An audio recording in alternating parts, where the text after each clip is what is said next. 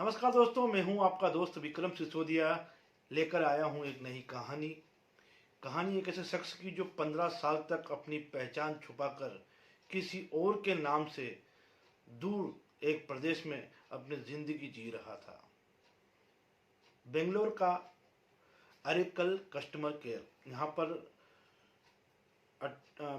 23 अक्टूबर 2018 की रात 11 बजे दो पुलिसकर्मी अहमदाबाद के पहुंचते हैं और बोलते हैं कि हमें प्रवीण भटेले से मिलना है।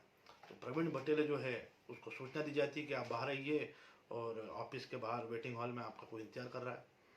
तो प्रवीण भटेले बाहर आते हैं और देखते हैं कि दो शख्स दिखने में अनजान हैं, लेकिन अब क्यों मिलने आए हैं, चलिए बात करते हैं।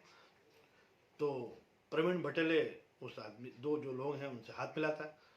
तो एक से जब हाथ मिलाता है तो दूसरा उसकी तरफ देखता है, दोनों की आपस में निगाहें मिलती है। ये सब प्रवीण भटेले देख रहा है। तो दूसरा शख्स जब प्रवीण भटेले से हाथ मिलाता है तो बोलता है कि और क्या हाल है तरुण। तो प्रवीण जो है थोड़ा बदहवास, ये कौन है जो मुझे तरुण बता रहे हैं। तो बोलता है मैं तरुण नहीं हूँ। तो वो जो पुलिसकर्मी बताते हैं कि हमें पक्का हो चुका है कि तुम तरुण ही हो। तो बोलता है कि तरुण कैसे हुआ, मैं तो प्रवीण हूँ। तो वो उसमें से एक अधिकारी जो है किरण चौधरी, जो क्राइम ब्रांच अहमदाबाद का अधिकारी है, वो किरण चौधरी बोलता है कि हमने आपसे हाथ मिलाया है और आपके हाथ की जो उंगली फ्रैक्चर हुई है वो तरुण की ही उंगली थी। तो हम और भी हमारे पास सबूत हैं कि आप तरुण हैं, इसलिए आपको हमारे साथ अहमदाबाद चलना है। और आप जिसे भी, आपकी पत्नी को, आपके परिवार में जो भी हैं उन्हें सूचना देना चाहें तो सूचना दे दीजिए, क्योंकि अब तुम्हें हमारे साथ चलना है। तो प्रवीण जो है वो बड़ा अचंभित। अब वो पत्नी को फ़ोन लगाता है कि मेरे जो कपड़े हैं वो तैयार रखो, 2 से 3 जोड़ी, मुझे बाहर निकलना है। तो बोलती है कि चल आइए, क्योंकि कंपनी के काम से कहीं जाना पड़ता था। तो पत्नी के पास जाते हैं तो देखती है कि ये कौन है। तो वो प्रवीण जो है अपनी पत्नी से कहता है कि मैं प्रवीण नहीं हूँ, मैं तो तरुण हूँ और मुझे अहमदाबाद पुलिस लेने के लिए आई है और मैं जा रहा हूँ। अब आप सभी के दिमाग में ये चल रहा होगा कि तरुण कौन है और प्रवीण भटेले कौन है। तो चलिए हम कहानी की ओर आपको लगातार लेकर चलते हैं। अहमदाबाद के पुलिस अधिकारी तरुण को अपनी गिरफ्त में लेते हैं तो अपने अहमदाबाद डीजीपी को एक मैसेज करते हैं, वर्क इज डन, यानी काम पूरा हो गया है। तो और अगला जो मैसेज होता है वो एक फ़ोटो मैसेज, जिसमें दोनों अधिकारी खड़े हैं और तरुण जो है वो बीच में खड़ा है। तो अब आप सोच रहे होंगे कि प्रवीण भटेले यदि तरुण है तो प्रवीण भटेले कौन है। तो हम यही कहानी आपके सामने लेकर आए हैं कि तरुण कौन है, प्रवीण भटेले कौन है और अहमदाबाद पुलिस जो है वो तरुण को किस वजह से गिरफ्तार करके अहमदाबाद लेकर जा रही है। कहानी है 1995 की, मध्य प्रदेश का मंदसौर। यहाँ पर एक जो महिला नर्स है उनका नाम है अनम्मा। अनम्मा एक महिला नर्स जो मंदसौर में पदस्थ थी स्वास्थ्य विभाग में।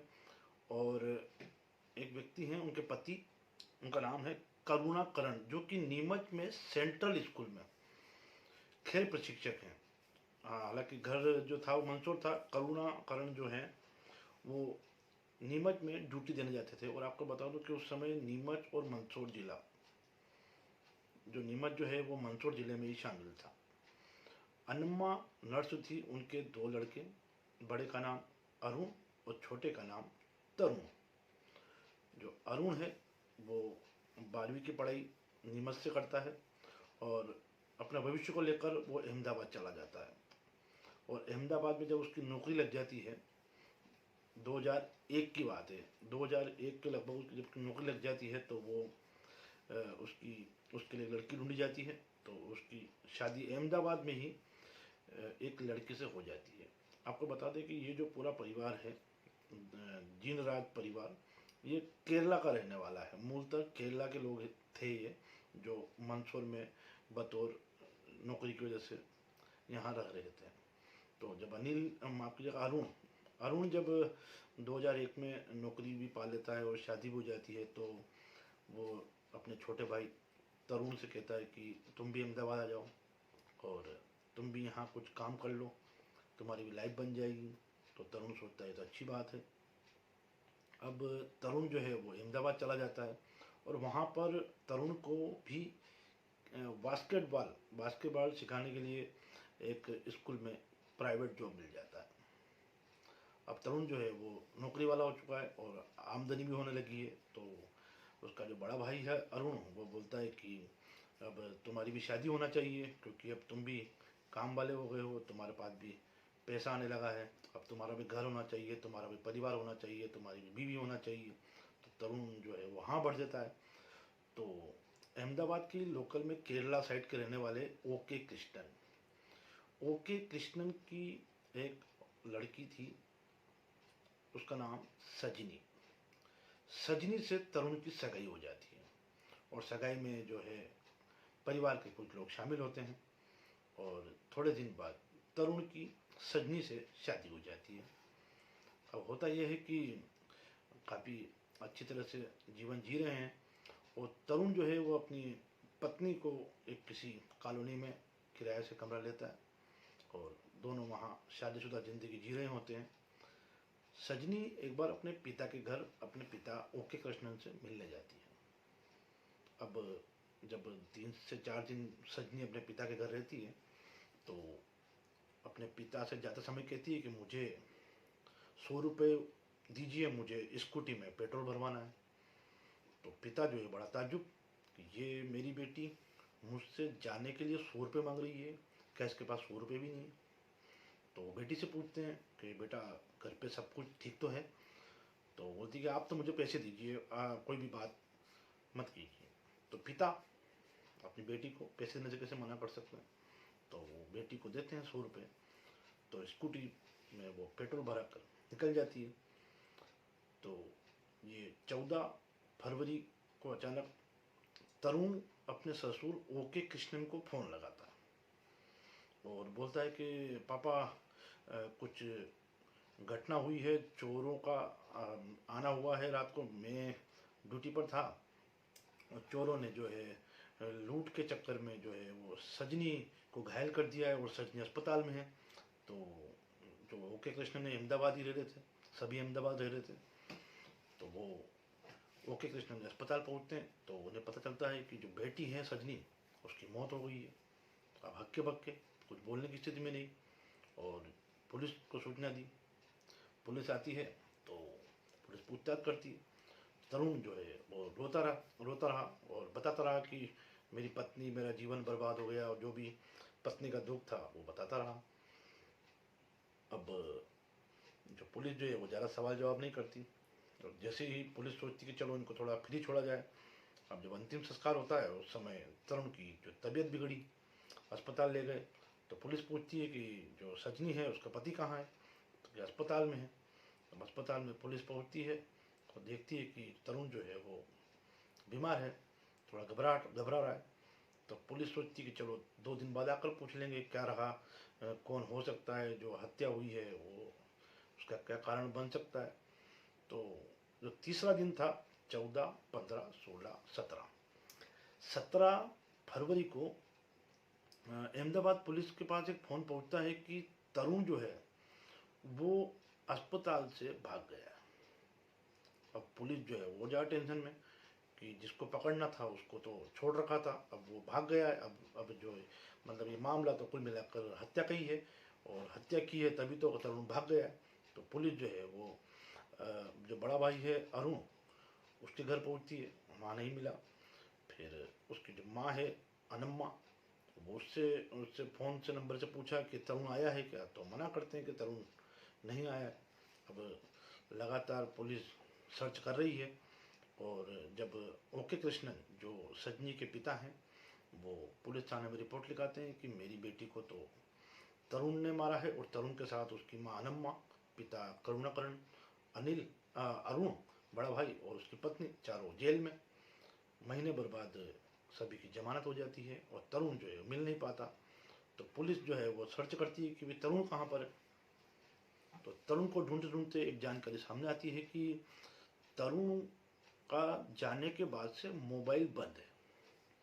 और जब उसकी आखिरी कॉल डिटेल देखी गई तो पुलिस जब तरुण के मोबाइल को ट्रेस करती है तो उसमें पता चलता है कि 2003 का मामला है ये। 18 फरवरी के बाद उस मोबाइल में कोई बात नहीं हुई है और 18 फरवरी को एकमात्र नंबर पर तरुण की बात हुई है। तो पुलिस उस नंबर को खंगालती है तो पता चलता है कि वो एक लड़की का है। तो पुलिस उस लड़की के पास पहुंचती है और पूछती है कि तरुण से तुम्हारा क्या कनेक्शन है और क्या तरुण तुमसे मिलने आया था। तो बताती है कि तरुण जो है वो मुझसे प्यार करता था और मैं भी तरुण से प्यार करती थी। तो पुलिस पूछती है क्या वो तुमसे मिलने आया था। तो बताती है कि हाँ 18 फरवरी को, यानी 4 दिन बाद वो उस लड़के से मिला और बोला कि चलो हम भाग चलते हैं, हम शादी कर लेंगे और हम साथ रहेंगे।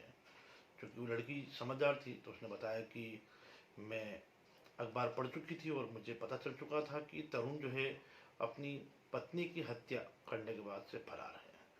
और वो लड़की जो सोच रही थी कि अगर तरुण मुझसे शादी करना चाहता था तो उसने सजनी से शादी क्यों। फिर उसके बाद जब उसके माता पिता जेल से बाहर आए, तरुण के माता पिता, तो भी पुलिस जो है वो सर्च कर ही रही थी। उसके बाद लगातार पुलिस जो है वो तलाश करती रही कि तरुण मिलेगा मिलेगा मिलेगा, लेकिन जो तरुण जो है वो सभी जगह ढूंढ रही थी पुलिस। और इस दौरान बीच में फाइल बंद हो जाती।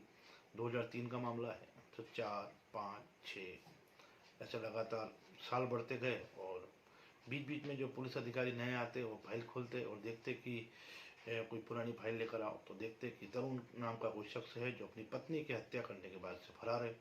तो पुलिस जो है वो बीच बीच में फाइल खोलती रहती और ढूंढती रहती। और तो 2005 तक तरुण का, 6 तक 7 तक जब कोई पता नहीं चला तो उस समय ओके कृष्णन जो सजनी के पिता हैं वो जाते हैं अहमदाबाद, नहीं माफ कीजिएगा, हाँ ओके कृष्णन, ओके कृष्णन जो है वो नरेंद्र मोदी के पास जाते हैं। और नरेंद्र मोदी जो है उस समय गुजरात के मुख्यमंत्री थे। तो वो अपनी बेटी के साथ हुए अन्याय के लिए, अन्याय की जो है घटना जब नरेंद्र मोदी को बताते हैं तो वो संबंधित अधिकारी को आदेश देते हैं कि ये क्या हो रहा है। एक पत्नी का हत्यारा जो है वो गायब है और पुलिस उसे ढूंढ नहीं पा रही है। तो पुलिस जो है वापस काम पर लग जाती है कि तरुण को ढूंढना है। तो इस दौरान जब पुलिस सर्च करती है तो 2 कांस्टेबल जो है वो मंसूर भेजे जाते हैं कि भाई आपको जाकर ढूंढना है। तो 2 कांस्टेबल गुजरात पुलिस के मंसूर आते हैं। 2 महीने वो मंसूर में रहते हैं और लगातार जो तरुण की माँ है अनम्मा उनके ऊपर नज़र रखते हैं। और उनके पिता जो है वो भी, उनके ऊपर भी नज़र रखी जाती है, लेकिन तरुण का कोई सुराग नहीं। और इसके बाद फिर वापस बात आई गई हो जाती है और फिर तरुण की तलाश हो रही है नहीं हो रही है, हो रही है नहीं हो रही है। तो पुलिस जो है वो लगातार अपने प्रयास में जुटी है, लेकिन रिजल्ट जो है वो आ नहीं रहा है। अब अचानक 2018 में एक नए अधिकारी आते हैं। उनका उनका कुछ नाम है, मैं कुछ बोल रहा हूँ। वहाँ एक नए डीजीपी आते हैं तो वो बताते हैं कि भाई तरुण को गिरफ्तार करो, पकड़ो। तो फिर जो है पुलिस वापस मंदसौर। इस बीच में पुलिस को जानकारी मिलती है कि 2008 में 2008 में इसके पिता जो हैं वो करुणाकरण और माँ अनम्मा और अरुण और उसकी पत्नी सभी केरला में त्योहार मनाने जाते हैं। और जब तरुण को ये याद था कि साल में एक बार पूरा परिवार जो है वो केरला का जो उनका पुराना गांव है वहाँ पर पूजा करने जरूर जाते हैं। तो तरुण भी वहाँ गया था, ऐसी जानकारी पुलिस को मिलती है। तो पुलिस जो है वो तलाश में और जानकारियाँ सामने आती है कि और क्या क्या हुआ था। तो एक जानकारी और बड़ी ऐसी भी आती है कि पुलिस सोचती है कि ये क्या, कि जब तरुण अपने पिता के केरल वाले घर पर जाता है तो पिता जो है वो उससे झगड़ा करते हैं और वाद विवाद होता है। और सबसे बड़ी बात है कि जब करुणाकरण कहते हैं कि आप तुम हमारे बेटे नहीं हो या हमारा तुमसे कोई रिश्ता नहीं है, आप तुम जाओ यहाँ से, तो तरुण जो है वो निकल जाता है और अगले दिन जो है करुणाकरण को अटैक आता है और उसके दूसरे दिन तरुण के पिता की मौत हो जाती है। ये बात पुलिस को सूत्रों के मार्फत पता चली। अब पुलिस जो है और भी उसके दोस्त, उनके भी नंबर ट्रेस करती है, माँ का नंबर ट्रेस करती है, भाई का नंबर ट्रेस करती है, लेकिन तरुण जो है वो मिल नहीं रहा। तो 2018 में एक नए डीजीपी आते हैं तो वो इस फाइल को वापस खोलते हैं कि भाई आखिर 15 साल हो चुके हैं, आदमी गायब कहाँ है। तो फिर वही परिस्थितियाँ पता चलता है कि माँ जो है अनम्मा तरुण की, वो मंसूर में रह रही हैं। तो पुलिस के जो सूत्र हैं वो वापस मंसूर पहुंचते हैं और अनम्मा के जो मोबाइल नंबर हैं उनको ट्रेस किया जाता है कि वो किससे बात कर रही है। तो पुलिस जो है वो देखती है कि अनम्मा की तो कभी तरुण से कोई बात ही नहीं हुई या कोई अननोन नंबर भी नहीं है जिसकी पता लगाया जा सके कि तरुण जो है वो कहाँ गया है। इस बीच पुलिस जो है वो वापस अहमदाबाद की उस लड़की के पास जाते हैं जिससे 18 फरवरी 2003 को तरुण ने कहा था कि मेरे साथ चलो। उसके पास पुलिस वापस जाती है और पूछती है कि क्या तरुण वापस आया था। तो वो बताती है कि तरुण तो नहीं आया था, लेकिन तरुण से जो जुड़े लोग हैं वो बता रहे थे कि वो एक बार दिल्ली में नजर आया था। तो पुलिस जो है वापस एक नया रास्ता कि चलो दिल्ली चलते हैं। दिल्ली भी जाते हैं पर दिल्ली जो है वो मिलता नहीं। वापस पुलिस आती है। इस दौरान पुलिस को जानकारी मिलती है कि अनम्मा जो मंसूर में रह रही थी उनके मोबाइल नंबर पर 2018 में उनके मोबाइल नंबर पर एक बेंगलोर के अरेकल कस्टमर केयर से रात को 11 बजे फ़ोन आता है। तो पुलिस सोचती है कि कस्टमर केयर से फ़ोन आया रात को 11 बजे और आधे घंटे तक लगभग उससे बातचीत हुई। तो पुलिस इस बात के सर्च में लगती है कि आधे घंटे तक कस्टमर केयर से भला कोई क्यों बात करेगा, और वो भी रात को 11 बजे, और बेंगलोर और मंसूर का तो कोई कनेक्शन ही नहीं। तो पुलिस उस नंबर की तलाश करती है और बेंगलोर पहुंचती है। तो पता चलता है कि ये तो किसी कस्टमर केयर का नंबर है।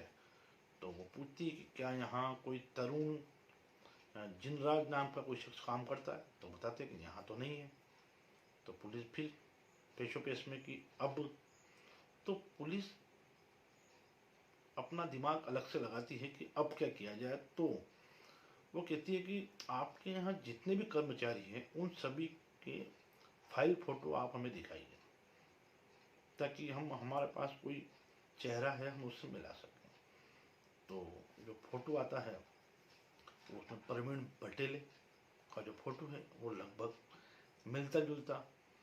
तो बोलते हैं कि इसकी इस प्रवीण बटेले की नौकरी से जुड़े दस्तावेज आप हमें बताइए।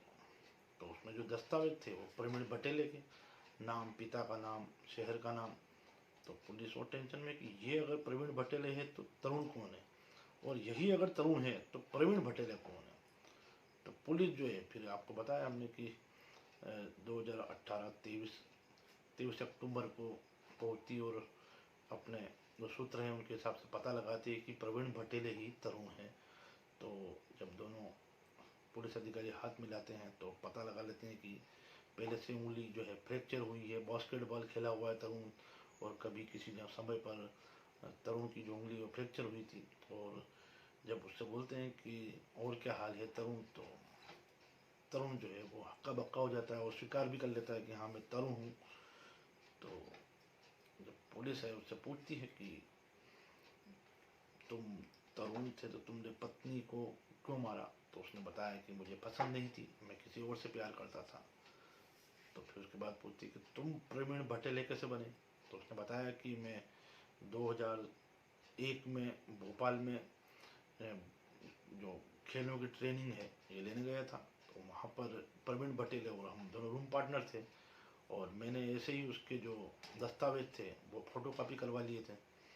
लेकिन प्रवीण बटेल जो था वो चला गया और दोनों वहाँ से अलग हो गए। लेकिन जब उसका खुरापाती दिमाग दौड़ा कि सजनी से कैसे पीछे छुड़ाना है, तो उसने सबसे पहले सजनी का मर्डर किया, भागा। और सबसे बड़ी बात यह है कि वो अहमदाबाद से भागकर सीधे दिल्ली गया, और दिल्ली में महीने भर तक उसने कुछ टेलीकॉम कंपनी है उसमें काम किया, और फिर वहाँ से वो बेंगलोर चला गया। और बेंगलोर में जब उसने आर्यकल कस्टमर कंपनी में काम किया, तो उसने देखा कि अब ज़िंदगी ऐसे तो कटेगी नहीं, शादी तो करना पड़ेगी। तो उसने फिर किसी और लड़की जिसकी माँ उसके साथ में थी, वो गरीब थी, उससे कहा कि मैं अनाथ हूँ और मैं तुम्हारे साथ रहना चाहता हूँ, अगर तुम मेरे साथ रहोगी तो तुम्हारी माँ भी मेरे साथ रहेगी, तुम्हारी माँ की भी सुरक्षा रहेगी। तो बातों में आ गई, और उसके बाद उसके 2 लड़के हुए, जो बच्चा हुआ, एक बच्ची हुई। तो इस तरह से परिवार चल रहा था। लेकिन जो चोरी है वो छुप नहीं सकती ज़्यादा दिनों तक। तो 15 साल तक इस बात को तरुण ने छुपा कर रखा कि वो तरुण नहीं है, वो प्रवीण बटेल है। लेकिन पुलिस जो थी वो लगातार नज़र बनाए थी। तरुण को भी ये पता नहीं चल पाया कि आखिर पुलिस ने उसे पकड़ा कैसे। अगर कस्टमर केयर से तरुण अपनी माँ को फ़ोन नहीं लगाता तो हो सकता था पुलिस तरुण को नहीं पकड़ पाती। लेकिन कानून के हाथ बहुत लंबे होते हैं, और आखिर उसने तरुण को पकड़कर यह स्पष्ट भी कर दिया कि कोई भी हो, अपराध करने वाला शख्स कानून से और पुलिस की नज़रों से बच नहीं सकता। तो ये थी आज की हमारी एक लंबी कहानी। काफ़ी हमने रिसर्च भी किया है, और कुछ सूत्र हमने पुलिस की तरफ से लिए हैं, और कुछ सूत्र जो है हमने मीडिया के मार्फत, जो समाचार पत्रों में जो खबर छपी थी, और उसके मार्फत हमने आपके बीच में रखे हैं। तो ये थी आज की कहानी। हमें विदा कीजिए, कल हम एक नई कहानी लेकर आपके सामने मौजूद रहेंगे। धन्यवाद।